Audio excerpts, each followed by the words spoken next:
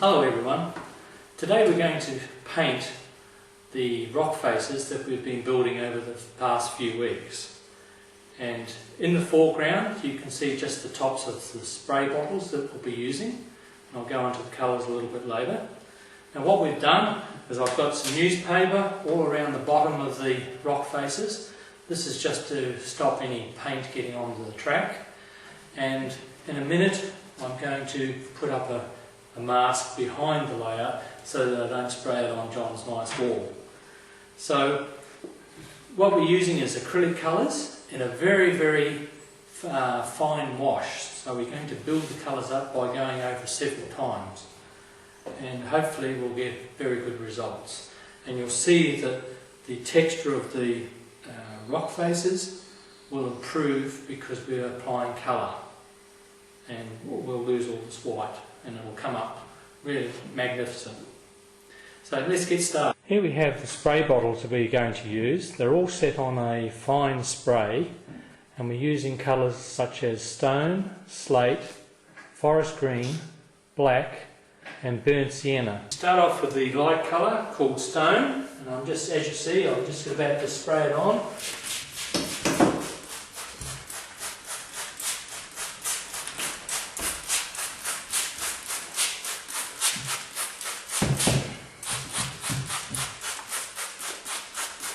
You can see it's very light, and I'm just spraying on to give a nice coverage of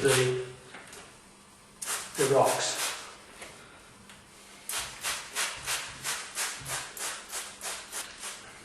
Now if I want a bit more colour, I just adjust the nozzle and I can squirt little squirts to emphasise the colour, and if by doing so I can fill up the cracks and get a slightly heavier colour in those areas.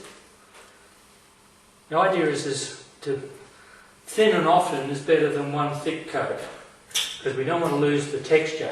What I'll do is I'll stop there and wait for it to dry a little bit, and then I'll come back and give it the next colour.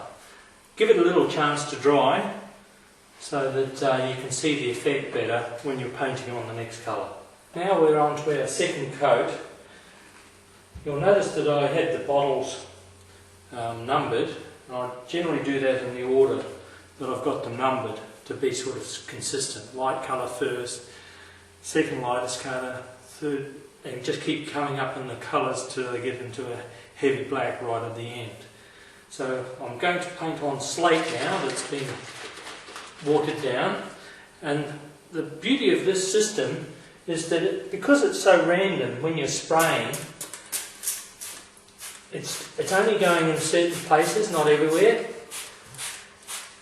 So you can build up this sort of leopard spots, if you like, the way you paint the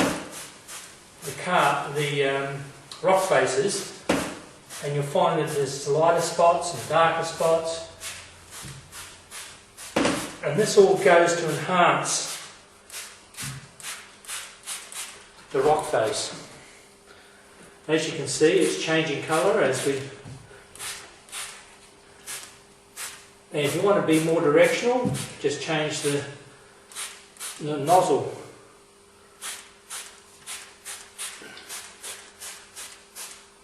You see, I'm not painting it hard in any spot. I'm allowing it to build up, dry off. Now you'll also notice there's bits like here where there's just white and the paint isn't taking to it. That's okay. What we'll do right at the end, we'll use some thicker pigment and paint it on reasonably neat, just to cover in those hard to get spots. Sometimes it actually enhances it by leaving it. As you can see, I'm actually up on the layout on a little working platform to allow me to get closer to the rock face, because it's very difficult to reach in normal circumstances.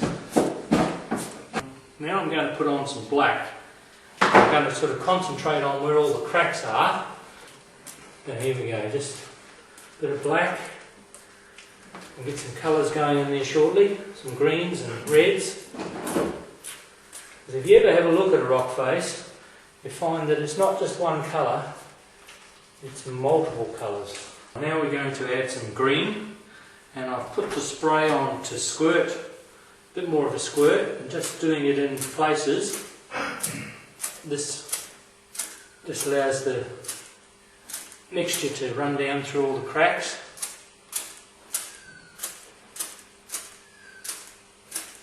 And I get the odd colour here and there.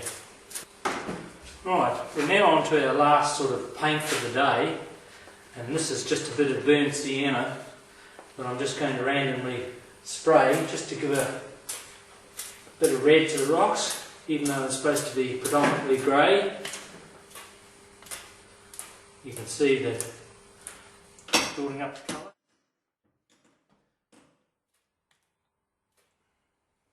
I might just little spray, do a bit of a spray now, just to give an overall.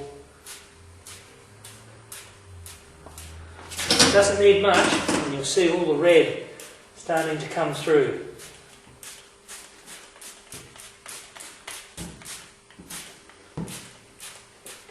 Here we have 5 colours that we've sprayed on. To do about the 4 metres has taken us approximately 1 hour, which is not bad going, and you get this sort of effect. Now, this is what I call the basic colour, and later on, once we see how it dries, we'll touch up here and there, darken things, lighten things, and generally just leave it for a little while, see how it settles down, and then we'll start detailing it with some dry brushing and darkening up the crevices with a bit more black. All those sort of things can be continued. So this is what it's like after 1 hour's work. So I hope you enjoyed it and feel inspired to give it a go, because it's a really good method of doing things. Bye for now.